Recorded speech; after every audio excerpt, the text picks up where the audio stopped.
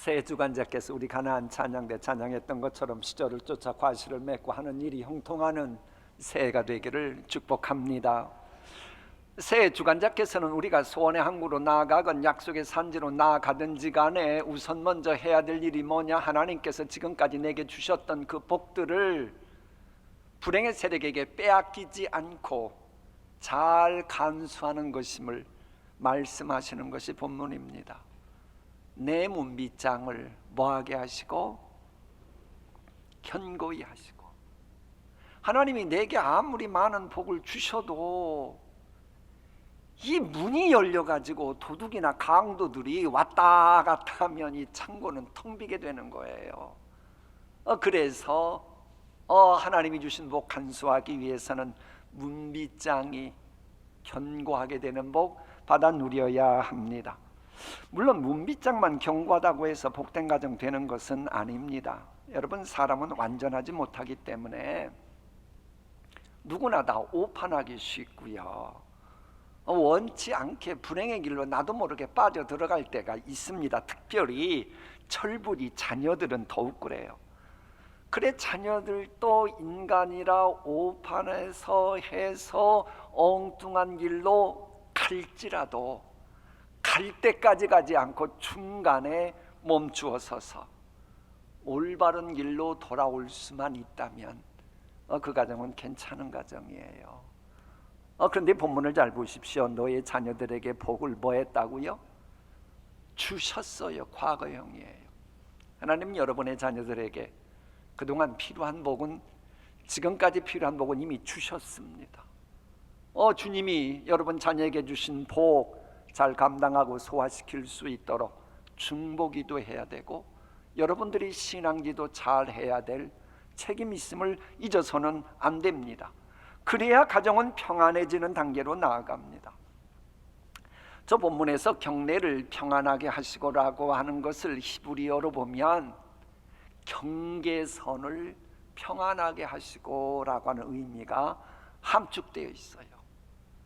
그리고 이 평안이라고 하는 단어는 여러분 잘 아는 샬롬이라고 하는 그 단어입니다.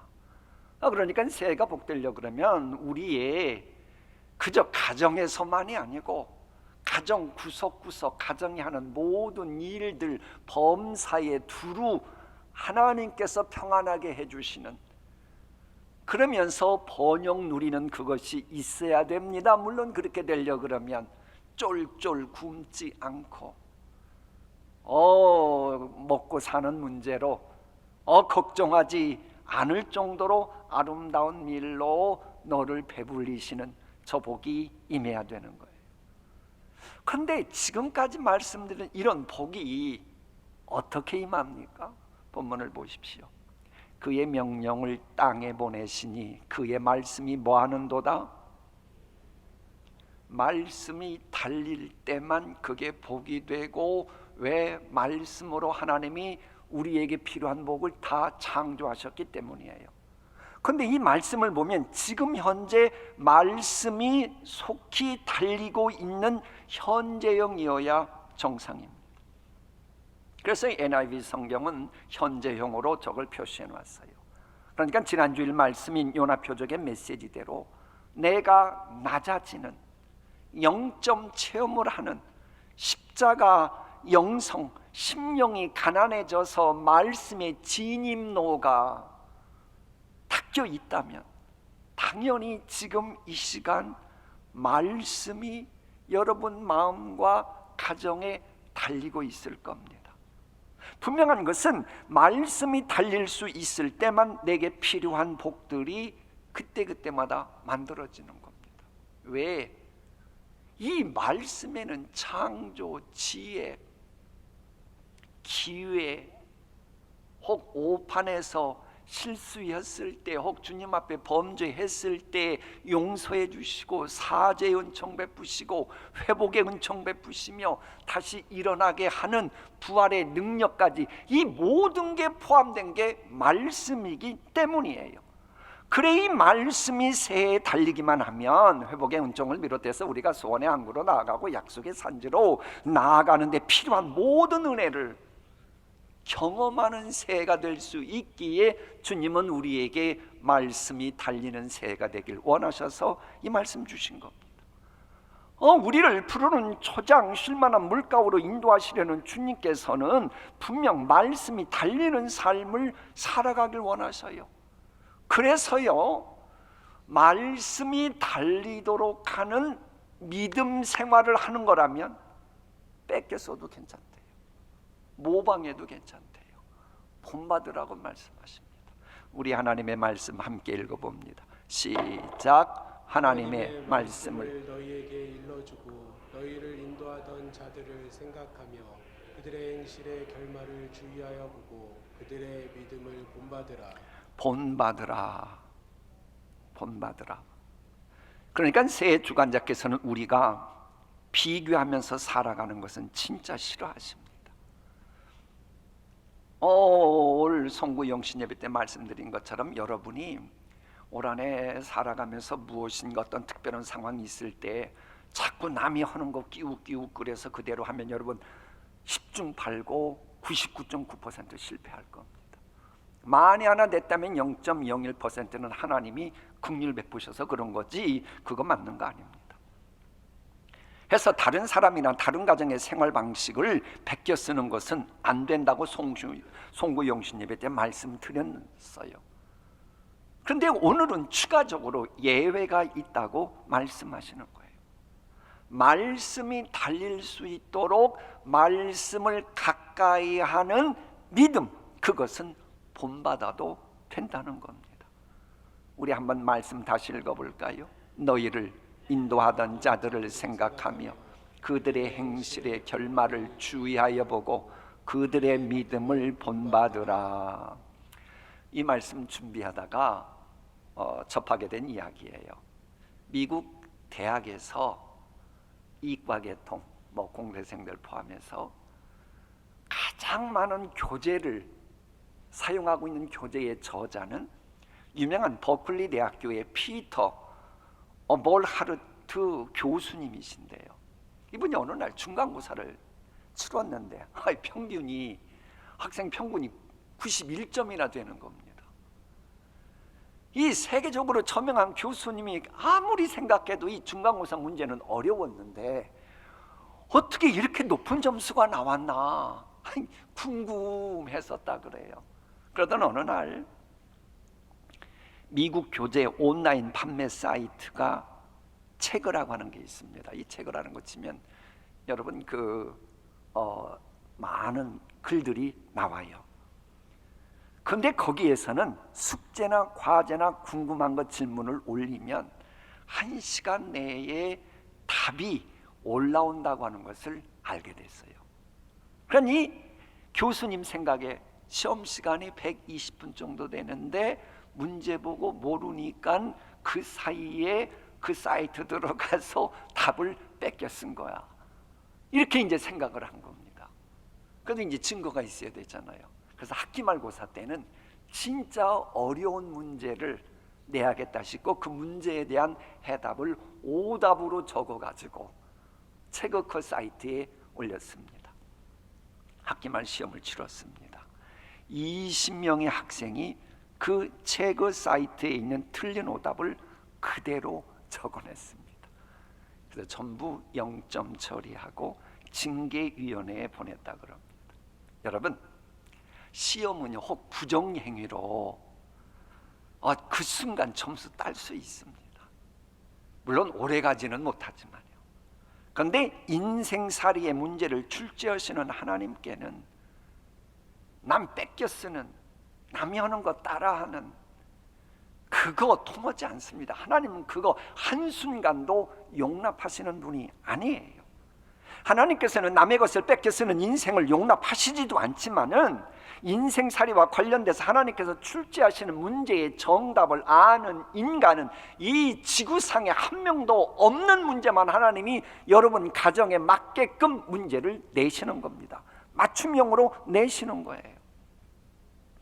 그래 새 살아가는 동안 다른 사람들은 그거 보고 해답 아는 것처럼 말할지 몰라도 다 거짓입니다. 본인들도 본인들 문제 해답을 제대로 모르는데 그럴 때는 어떻게 되는 줄 압니까? 하나님이 내게 주신 문제를 가지고 개인교사인 보혜사 성령님의 도우심 받아가면서 각자가 문제를 풀어가는 것만이 그게 정답입니다. 그런데 예외가 있다는 거예요. 새 주관자께서 그 누군가의 삶을 베꼈어도 문제 삼지 않는다는 예외, 그게 뭐냐? 하나님 말씀대로 살아가고 하나님의 말씀이 달리도록 하는 믿음, 그것은 본받아도 된다는 겁니다. 말씀 다시 한번 읽어봅니다. 하나님의 말씀을 너희에게 일러주고 너희를 인도하던 자들을 생각하며 그들의 행실의 결말을 주의하여 보고 그들의 믿음을 본받으라. 본받으라고 하는 이 말은 말 그대로 모방하다는 뜻도 있고, 뭐 벤치마킹이라고 해석할 수도 있고, 뭐 뺏겨 쓰다고 할 수도 있고, 그런 의미인데요. 세상에 그 어떤 처세술이 아니라 하나님 말씀 중심으로 살았던 선배들의 믿음은 그대로 보고 베껴 써도 하나님이 요만큼도 문제 삼지 않고 오히려 말씀을 순종하는 것으로 간주하시고 그에 합당한 복을 보장해 주시겠다는 거예요. 근데 이 말을 뒤집어 말하면 교회의 지도자들은 다음 세대들과 믿음이 약한 교인들이 본받아서 따라할 수 있을 만큼 믿음 생활을 해야 되는 책임이 있다는 거예요. 최근 일간지에 보도된 겁니다. 세상과 교회를 섬기는 연구소를 꿈꾸는 단체가 조사한 겁니다. 결과를 알려준 거예요. 청년들이 한국 교회 떠나는 가장 큰 원인, 첫 번째가 뭐냐? 목사를 비롯한 교회 중직자들의 말과 행동이 잃지 않는 모습을 보면 실망해서 떠난다는 거예요. 물론 예수 그리스도 영접한 중생 체험한 사람들은 뭐 그런다고 교회 떠나지는 않아요. 그러나 그러지 못한 젊은이들, 교회 왔다 갔다 했던 젊은이들은 그거 보면 교회를 떠난다는 거예요. 그래서 목사인 저를 비롯해서 우리 모두 말 조심, 행동 조심해야 됩니다. 그래서 우리 교회는 내년부터 온 교우들이 본받을 만한 믿음 생활, 특히 덕스러운 언어 생활을 하도록 성경 암송 사역을 실시합니다. 왜? 속에 들어간 것이 밖에 나오는 법이니까요. 사탄의 사고방식을 하고 살아가는 사람들은 당연히 사탄의 하수인다는 말밖에 할 수 없겠지요. 그러나 창조주 하나님의 말씀이 많이 들어가 있는 사람은 당연히 하나님의 자녀답게 건설적인 신앙생활하는 말과 행동이 나올 수밖에 없습니다. 우리 예수님의 말씀이죠. 함께 읽어볼까요? 선한 사람은 선한 것을 쌓아두었다가 선한 것을 내고 악한 사람은 악한 것을 쌓아두었다가 악한 것을 낸다. 물론 말씀을 듣는 것이 마음속에 저장하고 소화시키는 것은 아닙니다. 성경 말씀을 의무적으로 듣는 것만으로는 미흡하다는 거예요. 우리가 잔치집에 가면 잔치집에 있는 음식 둘러보는다고 배부르지 않습니다. 잔치 음식을 직접 먹을 때에야 맛있게 먹고 그 음식이 소화가 되고 건강해집니다. 이처럼 하나님의 말씀을 듣는 것으로 만족하지 말고 들은 말씀을 묵상하고 소화시키는 단계까지 나아가야 이게 건강해져서 세상과 싸워 이기는 승자가 되는 겁니다. 여러분, 음식점의 요리법 아무리 아름답게 뭐 사진 찍고 레시피가 나왔다고 해도 그것만 보고 배부르나요? 아닙니다. 내가 직접 요리해서 먹어야 그게 내게 몸에 건강이 되는 겁니다. 이처럼 생명 양식은 내가 직접 먹어야 되는 거예요. 그래서 우리 교회는 매일 5분 이상은 주일 말씀을 내가 직접 묵상하는 153 운동도 올해 실천하려고 하는 거예요. 내가 먹고 싶은 음식만 편식하면 몸에 밸런스 깨져서 몸이 약해집니다. 그래 내가 선호하는 말씀만 먹지 않고 강단에서 체계적으로 선포되는 말씀을 섭취해야 건강해져서 소원의 항구로 나아가고 약속의 산지로 전진하는 그 에너지가 공급되는 겁니다. 특별히 말씀이 성육신하신 것처럼 말씀을 사변적 영접 차원이나 성경 지식 차원에서 들으려고 그러면 이건 큰일 납니다. 왜요? 지식은 사람을 뭐하게 한다? 교만하게 해요. 그럼 성경 지식 많이 알고 있는 것 때문에 교만은 패망의 선봉인데 그 사람 망해가요. 그게 누구예요? 여러분, 성경 지식 많이 알고 있다고 하는 교만 때문에 영원히 망가지고 후손들까지 망가졌던 바리새인들이나 율법사의 전철 밟으면 안 되는 거예요. 그래서 하나님의 말씀이 내 마음에도 성육화되어야 됩니다. 그래야 말씀이 내 속사람을 강건하게 하고 그러면서 주님을 닮아가도록 할 수 있는 거예요. 그 단계까지 나가려면 그저 되지 않아요. 말씀과 함께 하시는 시간을 여러분 투자해야 합니다. 투자해야 돼요. 그저 되는 건 없습니다. 그러니까 말씀을 읽고 말씀을 듣고 거기서 그치지 말고 그 말씀을 주신 하나님과 대화하는 기도 시간이라든지 그 말씀을 소화시키고 묵상하는 요 시간이 투자되어야 돼요. 그런 측면에서 여러분 성경 필사가 참 좋은 거였어요. 지금이라도 그렇습니다. 그러니까는 하루의 시간을 정해가지고 뭐 몇 장 이상 성경 필사하는 거 얼마나 좋아요. 성경 전체 막 그래도 뭐 내가 이번에 한 번 깨야겠다 그러는 사이에도 하나님이 그 줄거리를 통해서 말씀을 주셔요. 그런데 올해 같은 경우는 이제 성경 필사를 하되 좀 늦더라도 단어 하나하나 적고 묵상하길 여러분에게 추천합니다. 저 같은 경우는 영어 성경을 필사했거든요. 지금 하고 있고 저는 영어 성경 필사할 때 단어 하나하나 적고 묵상하는데 기막힌 주의 놀라운 은혜가 깨달아져요. 실은 그래가지고 제가 설교할 때도 많은 도움을 받았습니다. 여러분, 한번 하나님의 말씀은 창조주 하나님의 말씀이고 좌우의 날씨는 어떤 것보다도 예리한 말씀이기 때문에요. 이 말씀은 단어 하나하나만이라도 내가 깊이 묵상하면 생각지도 못했던 깨달음, 은총을 주시고요. 기도 내용도 훨씬 풍성해지고 주님이 주실 그 비전도 훨씬 높아지고 깊어지고 풍성해집니다. 진실로 말씀이 성육신하신 것처럼 말씀이 나의 속사람을 강건케 하는 능력이 되려면 말씀과 함께하는 시간 좀 투자해야 돼요. 요즘 유명한 드라마가 뭐예요? 뭐 가을 동화, 혹시 그거 있더라도 그거 조금만 선전하는 시간 빼고 말씀 하나라도 좀 묵상해 보세요. 아멘 안 할 줄 알았어요, 여러분들. 자, 그런데 여러분, 아무리 속사람이 강건한 사람이라고 해도 인정해야 될 게 있어요. 아무리 주의 말씀을 많이 읽어도 올 한 해가 올 새해가 어떻게 전개될지는 아무도 모릅니다. 본질상 성자 하나님이셨던 예수님도 인간의 옷을 입으신 것을 전제로 할 때는 미래의 일을 모른다라고 말씀하시잖아요. 그러고 보면 아무리 내가 성경 말씀 많이 읽고 묵상해도 캄캄하고 어두운 밤길 같은 2022년이라고 하는 것은 사실이에요. 이럴 때 누구를 의지하고 무엇을 따라가야 합니까?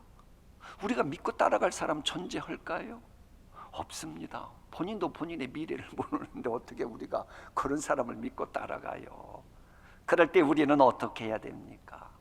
그럴 때는 내 경험이나 느낌이나 기분이 아닌 말씀을 선택하라고 토레이는 우리에게 추천해 줍니다. 이런 식입니다.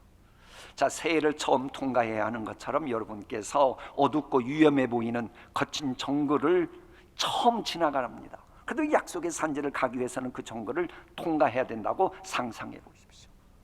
그럼 처음 가보는 땅, 아니요, 언제든지 나를 삼킬 수 있는 맹수와 독사 같은 게 우글거리는 그 정글을 여러분 혼자 가면 되겠어요? 당연히 가이드와 함께 가야 그게 지혜로운 사람이죠. 여러분이 가이드를 구했습니다. 함께하는 그분은 누구냐? 여러분이 가야 될 정글의 전체를 다 꿰고 있는 분이고 한 번도 그분은 그 정글을 통과하는 동안 한 명도 길을 잃어버리게 한 적이 없는 베테랑 가이드입니다. 아주 노련해요.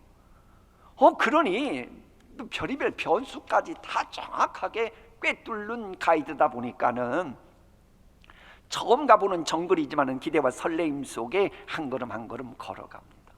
자, 어느 정도 가는데 갈림길이 나왔어요. 근데 가이드가 오른쪽으로 가야 됩니다 라고 알려줍니다. 그런데 내 느낌이 아닌 것 같아요. 주위를 보니까는 내 생각에는 이건 아닌 것 같아요. 그래서 가이드에게 이렇게 말합니다. 나는 당신이 이 정글의 모든 걸 잘 알고 있고 많은 사람을 무사히 안내했다고 하는 거 잘 압니다. 그렇기 때문에 나는 당신의 판단을 존중합니다. 하지만 지금은 내 이성과 내 판단력이 틀릴 수도 있지만 그래도 내 생각대로 해야 마음이 편할 것 같습니다. 양해해 주십시오 하고는 자기 고집대로 갔습니다. 그러나 4km 정도 갔을 때 무시무시한 악어들이 우글거리고 있는 늪을 만나서 결국은 앞으로 나아가지 못하고 다시 뒤로 4km를 되돌아와야 했습니다. 속으로 이 정글에서 힘든 상황에서 갈 때 4km, 올 때 4km, 8km를 시간 낭비했구나, 에너지 낭비했구나, 후회를 해요. 가이드한테도 좀 미안하죠. 오판했다고 미안한 마음으로 이제 가이드 따라 이번에는 아무 소리 못하고 미지의 정글을 또 걸어갑니다. 근데 어느 정도 갔을까 또 다른 갈림길이 나왔어요. 그러자 이번에도 웬일인지 그 가이드 말이 시답잖게 자꾸 느껴지는 거예요. 그래서는 가이드의 견해와 정반대의 길을 선택해서 갔습니다. 처음에는 자신의 판단대로 가는 길이 평탄해 보였어요. 그러면서 10km쯤 가서 고나를 막 돌아섰을 때 그곳은 청길 낭떠러지가 있어서 도저히 건널 수 없는 길임을 알게 됐습니다. 결국 10km 다시 되돌아와야 했습니다. 그러니까는 아까도 오판에서 왕복 8km, 이번에도 오판에서 왕복 20km, 몸은 지치고 힘은 드는데 시간도 넉넉하지 않은데 내가 오판만 하지 않았다라면 벌써 28km를 가서 약속의 산지 목적지에 훨씬 가까웠을 텐데, 그러면서 자신의 오판을 탓하면서 이제라도 내가 가이드 말대로 가야지라고 판단을 했다는 거예요. 만약 이런 일이 수십 번 정도 되풀이 되었다면, 근데도 한 번도 애애 없이 베테랑 안내자의 판단이 옳았다면, 또 다른 갈림길이 있을 때에 이제는 한 번도 실수하지 않은 그 베테랑 가이드의 말 따라야 하지 않을까요? 우리 예수님이 이야기하려고 그러는 겁니다. 약속의 산지를 향해 전진하는 새해, 아직 가보지 않은 정글과 같습니다. 이럴 때 우리와 동행하는 분은 거짓이나 오판이 없으신 진리요 길이신 주님이십니다. 우리 주님은 동서모금 막론하고 수천 년 동안 한 번도 안내해 주심에 틀렸던 적이 없는 그런 분입니다. 그래서 동서고금 막론하고 주님은 진리요 길이라고 이구동성으로 인정하고 있어요. 그렇다면 여러분 올 한 해 살아가는 동안 이래야 되나 저래야 되나 고민스러운 상황이 전개될 때에 여러분의 느낌 판단하고 주님의 말씀하고 무엇을 선택하시겠습니까? 제발 여러분의 느낌 판단, 그것이 주님의 안내와 반대된다면 그거 버리고 그런 생각 십자가에 못 박고 주의 말씀이 달리도록 해야 합니다. 주님은 내 인생살이의 전후 좌우는 물론 내가 살아갈 새해 모든 것을 다 꿰뚫고 계시고 무슨 일이 일어날 것인조차도 다 아시는 분입니다. 본질상 하나님이시기 때문에 내가 볼 수 없는 것도 미리 내다보시며 말씀하시는 것이고, 내가 생각하지 못하는 것 이상을 예측하고 계셔서 우리에게 말씀하시는 거예요. 즉 주님은 여러분 올 한 해 살아가는 동안 우리의 선한 목자가 되시기 때문에 우리의 상황이 어떠하든지 간에 그때그때마다 분명 말씀이 달리도록 말씀을 주십니다. 그래서 C.S. 루이스가 이 고통의 문제라고 하는 제 90 아마 1페이지 정도 될 거예요. 거기서 쓴 글을 우리에게 적용시켜서 말씀드리면 이런 겁니다. 새해 주간자께서는 새해를 살아가는 동안 우리가 기뻐할 때는 분위기에 맞게끔 속삭이듯 말씀해 주시고요, 국내외 환경이 고통스럽고 위험할 때는 우리가 못 들을까 봐 고함을 치듯 큰 소리로 말씀을 하신다는 거예요. 그러나 하나님께서는 여러분 올 한 해 살아가는 동안 어떤 상황이건 그 케이스 바이 케이스로 그에 걸맞는 말씀을 그에 걸맞는 방법으로 반드시 말씀해 주시는 겁니다. 그래서 그 말씀이 내 뇌리를 마음을 달릴 수만 있다면 그분은 복된 새해 될 수밖에 없다는 거예요. 그런 주님께서 새해를 시작한 우리의 마음속에 말씀을 달리도록 간섭하실 때 우리가 순종하면 어떤 복이 임하는지 오늘 본 말씀 다시 한번 봉독하면서 성찬식 참여하겠습니다. 함께 읽습니다. 내 문 밑장을 견고히 하시고 내 가운데에 있는 너의 자녀들에게 복을 주셨으며 경내를 평안하게 하시고 아름다운 밀로 너를 배불리시며 그의 명령을 땅에 보내시니 그의 말씀이 속히 달리는도다. 아멘. 기도하십니다.